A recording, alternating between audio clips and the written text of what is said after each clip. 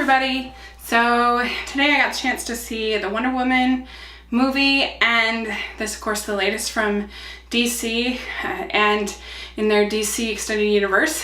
And I've reviewed Suicide Squad and Batman vs. Superman on this channel, so you want to check out those reviews if you want. But let's talk about Wonder Woman. Wonder Woman is one movie that I was really looking forward to, but I was trying really hard to just keep my expectations down and not listen to the hype so I wouldn't be disappointed. And I think I did a pretty good job of that, actually.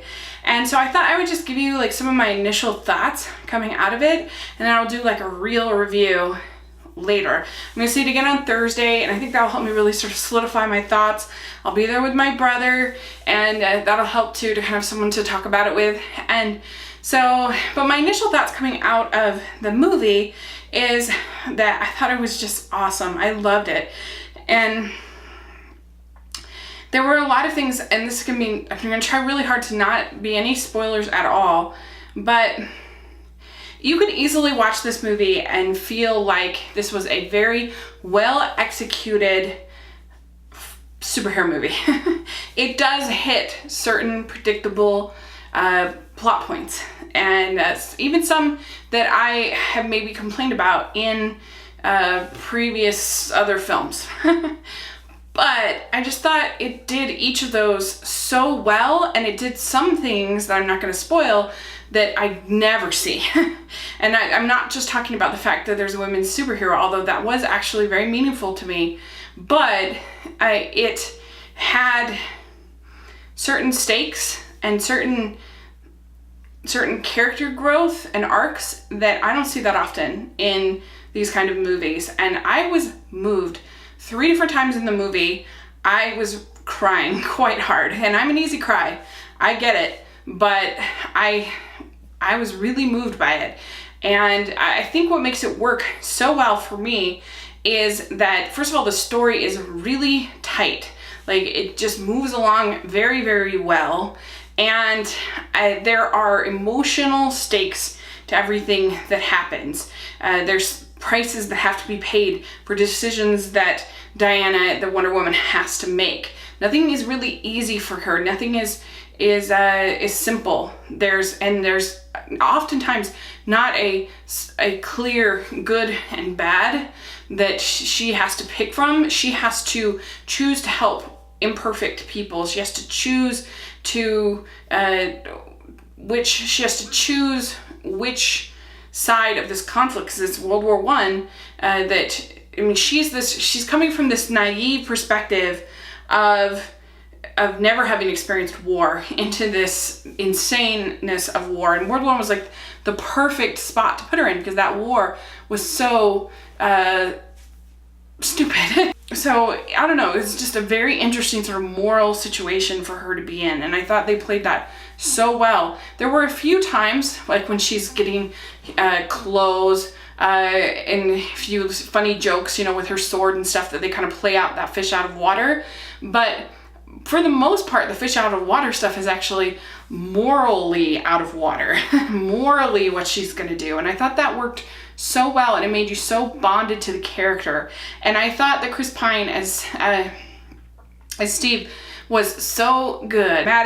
He was funny, he was sincere, you liked him, and I thought they had great chemistry together. And I thought that Gal Gadot was just wonderful. She was bright and effervescent and wonderful, and I was kind of doubtful whether she was that good of an actress, and she, like I said, she made me cry. So she pulled it off to me. And some might complain about villains, but in my opinion, I thought the villains are actually pretty cool, because it wasn't really about these particular characters. It was about a war as a whole being the real villain, and that was very moving to me. And it looks great. The special effects are great. It has an energy and a life and a joy to it, despite it being set in World War I, that you didn't see in many other superhero movies. And you don't get this weeping and wailing and gnashing of teeth like you so often see in superhero movies today. And I I loved it. I thought it was so great. It made me cheer, it made me happy, it made me sad, and I think that I wish that I had my nieces here and I could take them to it. The only downsides to it is that there is some war, there is some conflict, and you see trenches, you see battles, you see people getting gassed. You don't want to have those conversations with your kids, then I guess you'll have to decide for yourself. So there is some war violence that you have to think about.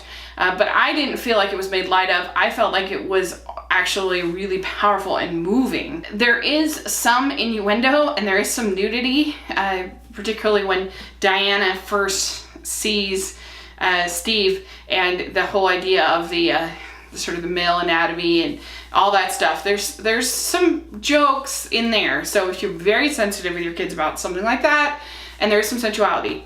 So yeah. But for the most part, I would feel comfortable bringing my nieces and then just having this wonderful experience with them. And it really did mean something to me to see her in certain scenes just kick butt. They do the slow motion kind of kicks and stuff, maybe a little bit too much, but that's super nitpicking. I loved it. I thought it was super great. So yeah, let me know what you think of Wonder Woman if you see it. And like I said, I will give you a more in-depth review on probably Friday after I see it on Thursday with my brother. And I was going to do a podcast on Friday night, but I don't know if that's going to happen anymore. It might not be till next week, but I'll keep you updated on that. So thanks so much. Please subscribe to my channel, and I'll talk to you later.